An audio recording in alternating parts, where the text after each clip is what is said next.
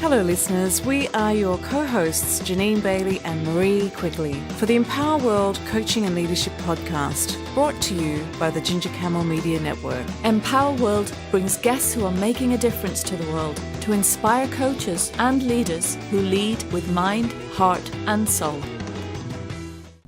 Good morning everyone. It's a pleasure to be with you again this morning. We've had an amazing, how many days have we had so far? 4, 5 days? I think this is day 6. Day 6 already? Yeah, day 6. Incredible. With the amazing Sue Knight, with her doing her business practitioner NLP program. Gosh, we've had some. Actually, each day has been a day of transforming. Yes. So, good morning, Marie. Good morning. I'm still in that description of where Sue is. So we've got Marie Quigley, my business partner, and Janine Bailey of Empower World here with the amazing, inspiring Sue Knight.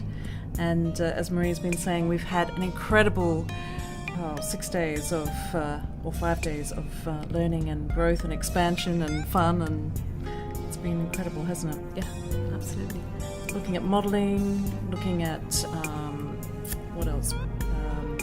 Parts integration, bringing the parts of us all together. What else have we been looking at? Circle of excellence, clean questions, provocative coaching. It's been so many life-changing experiences on this course. So. Yeah. And we thought this would be a wonderful opportunity to bring Sue Knight back in with us on our podcast. We've interviewed her before. And we know that so many of you got some great stuff from Sue back then. So welcome, Sue. Thank you for joining us again and being here in Doha, being in the flesh. Thank you. It's surpassed my expectations, and very much because of you both and the community that you're creating here and the work you do. It's phenomenal. Thank you, Sue. Thank you for noticing it. Yeah, absolutely. We believe we're building something important in this region, and to have you here to share all of your years of experience and knowledge is just phenomenal for us. Well, to work with people that you have trained already, I know that's not the case for everybody, but their openness to learning is remarkable, and I do experience that in lots of places, but it is exceptional. You talked about being profound, and that's very much because of the way that people have opened themselves up to the learning, and I thank you for creating that foundation for me to work with. Yeah, well, I believe not only have all the participants had profound experiences, but both Janine and I, it's been transforming from our perspective. Me too. As trainers, as coaches, as parents, as partners, as human beings. So that's phenomenal work that you do. And the fact that people represent so many different cultures and have so many connections around the world, for all these cultures to come together and with all those threads to different countries and different places, I think that's particularly significant, especially significant because the greater the reach that we have in the world with this kind of thinking and being, I just think we can't have enough of that at the moment. And so this group absolutely represents that kind of hub. Yes. And I'm sure many of our listeners are probably aware of you, Sue, as well, that the expertise that you bring, that you're bringing to us and so many other countries, because you do work in a number of countries. And for those listeners who may not have heard of you, what would you like to let them know about yourself?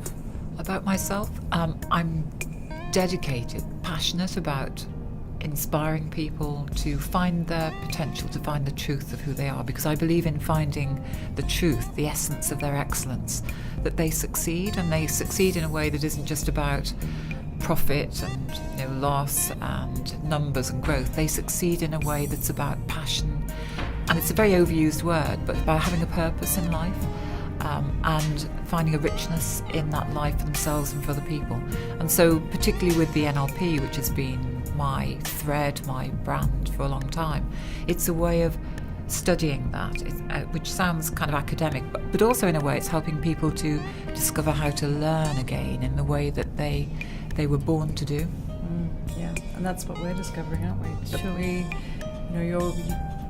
Through your questions, through what you share with the group, that we too are relearning and enhancing what we do. Yeah. And for me, it's about the way that we conduct these trainings that's important as much as it's about the content. So, I'm kind of known for not working to a fixed procedure. Same is true in coaching. It's not about being attached to a particular process.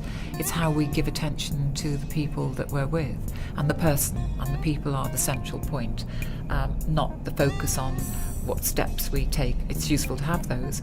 So my intention is in the style of training is to help people recognise they already have these skills, they already have these qualities, but they don't consciously know that, and it's to be able to bring that out in detail to the fore. Yes. And there are so many places we could go with you on this interview, Sue. So many fabulous, juicy topics that we could talk about. And we've decided today to talk about provocative coaching, so that we can allow the coaches out there that are listening into this show, and also the leaders who want to use coaching skills to create transforming experience for people, to stretch themselves. Yes. So yesterday we all experienced on the programme some provocative coaching. Yes. That created fabulous shifts, not Yes. just for the person that is being coached, but also from the perspective of the coach. Absolutely. Because it just changes the energy in some way.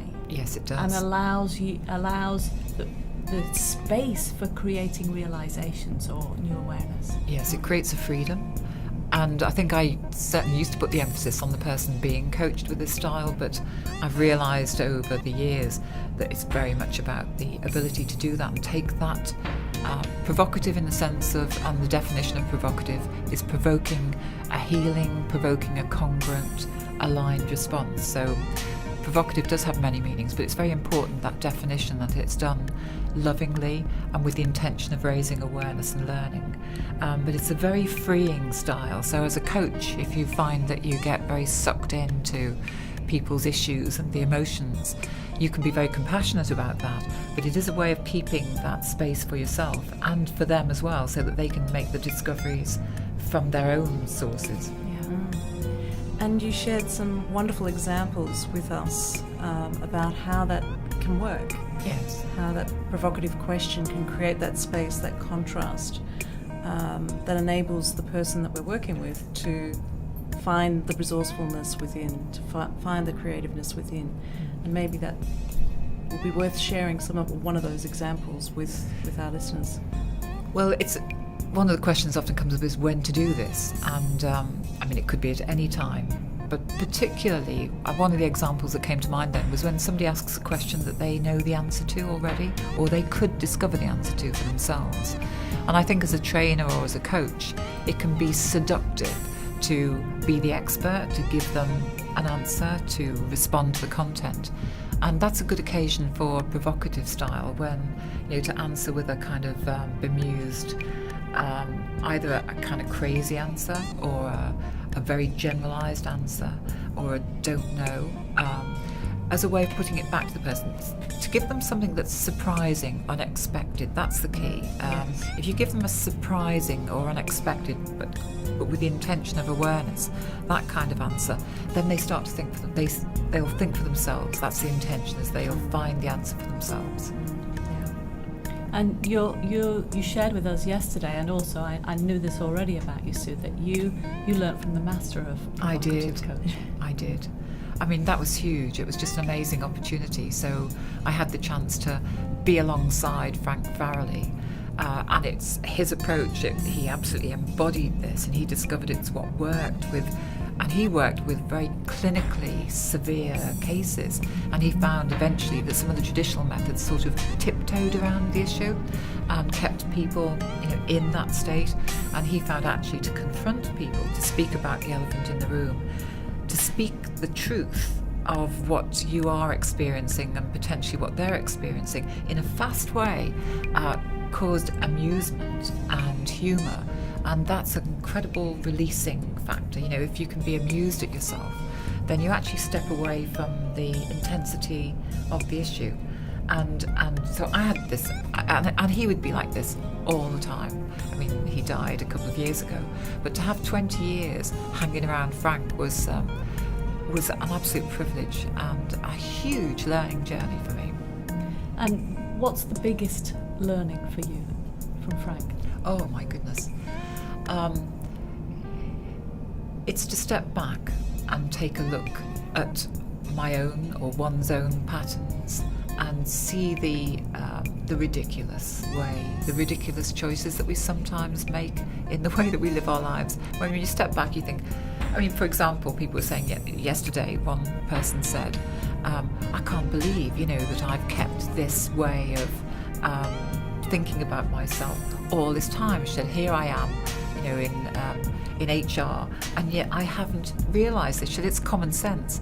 And you go, well, it is ridiculous, but sometimes the ridiculous isn't apparent when you're in it. And I think that's the beauty of it. Having the ability to step back with a twinkle in your eye, with a state of amusement, just puts a light touch on life. Yeah. And it can be serious as well. It's not to undermine the seriousness. But that's so freeing to have that. And they say that the greatest state to be in for learning is in humour. Absolutely. It's transforming in many ways. It does all sorts of things. The ability to laugh at yourself has got to be one of the most transforming qualities there is, I think. And the state of confusion before the learning takes place. Yes. Yeah. Well, you got me with that. I mean, having taught it, you put it right back to me yesterday and responded in a provocative way. And I re-experienced just how thought-provoking that is when you get a response that you think is one thing and actually it turns out to be something else. And the momentum of that and the realisation of the ridiculousness of my first response.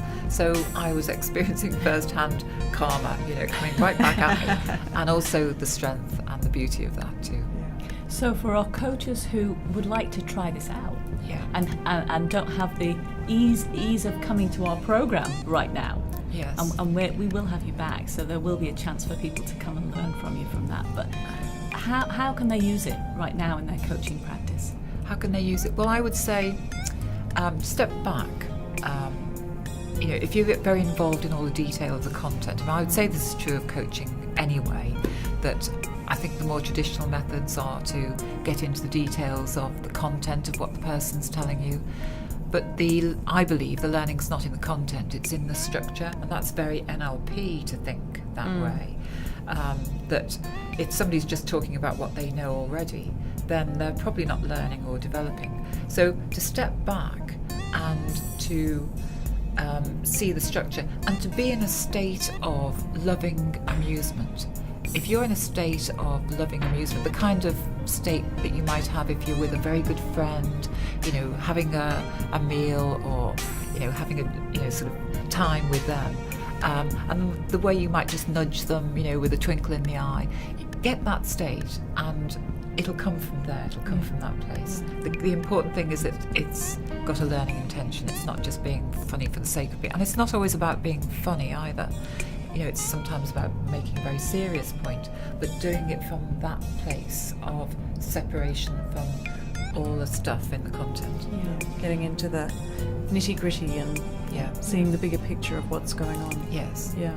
I would say also that I would encourage people to pay attention to what they notice about the person rather than what they say. So very often the source of the provocative is in the appearance, is what somebody's doing non-verbally, because that's where they reveal the truth of what's going on for them. And then if you pay attention to anybody who has that ability to bring humour, one of the things they very often do is to caricature some of that non-verbal behaviour, exaggerate it a little. It's an almost surefire way of getting somebody to be amused at themselves. And you've got a great foundation if you do that. Yeah. And I'm wondering, with Frank Farrelly, having that amazing opportunity to work with him for 20 years, if there's one particular example that comes to mind that really highlights to our audience how that works. Well, the moment that came to mind was one time when many times I went out for dinner with him, and he was provocative one way or another, probably most of the time. And we went to a restaurant. It's a very simple example, but it's an example of what he did. And I got the menu and I said, oh, well, I think we'll have this and we'll have that and we'll do the other. And he went, oh, we're mispurposeful this evening then. And that was very characteristic of Frank, that he kind of drew attention to my probably controlling behaviour at the time. But he did it in this mischievous, flirtatious way. But he was paying attention to the style with which I was doing things. And to feed that back very simply, it just made me step back and think about, how am I doing this? And is this appropriate even? And so it was very simple, but still thought-provoking. Yeah. Something you said, not just this time that you're here, Sue, but I've heard you say it before, and it really resonated with me. And I remember hearing it at the beginning of my coaching journey and maybe felt a little bit uncomfortable with that, and I don't anymore, is the fact that as coaches we should be prepared not to be liked. Yes, absolutely. And I think that is such a powerful tool to help us be courageous in our coaching and say the things that Exactly. the rest of the world won't say. Yes, it's like saying your best friend is the person who will tell you, Yes. who will reveal things for you. But if you're holding back and think, oh, they might not be able to handle that, or that's going to hurt them, you're not doing that person any favours. And the principle with, well, probably with any coaching, but certainly with this style of coaching, is that you're encouraging the person on the receiving end to find the stopping point for themselves, to say, no, stop. I mean, a very simple example of that was somebody who'd had lots of support and help, and people were rallying round her and giving her suggestions, and she'd explored different frameworks and models, and she said, oh, I don't, and she presented herself very much as a kind of a victim, so that's one of the opportunities to use this style. And she said, oh, I don't think, and my response to her at that time, which was actually an offline comment, I said, well, probably you're destined to stay at home, and make cakes and jellies. And whereas that was so different to the other suggestions she was getting, she said, it absolutely isn't. And that's the kind of reaction that you're seeking with provocative, is for somebody to speak a congruent truth and to find that congruent truth within themselves. You only get that by pushing them to the edge. Yes. Yeah. If you stop before they find that edge, you've not done them any favours, because it's your edge and not their edge. Right. And I think that belief, that really believing that they have all the resources within to manage whatever's coming up for them is Absolutely. such a powerful belief to have in somebody. And being prepared to let somebody go away from a session, not having, dotted all the I's and crossed all the T's, but in the belief that it will have a momentum, it will have a repercussion in some way, and they may very well get the learning at some point later, and not to have to be there and get credit for that, but maybe for somebody to go, oh, the penny's just dropped. You don't have to have the accolade of that. So one thing I always think about Frank was that he was prepared to sacrifice himself and his being liked in the interest of the learning of the person. Now, the consequence, I think, is that ultimately he was loved, but that wasn't his goal. Yes. And it comes that way round. Yeah. He was there to empower. And, Yes.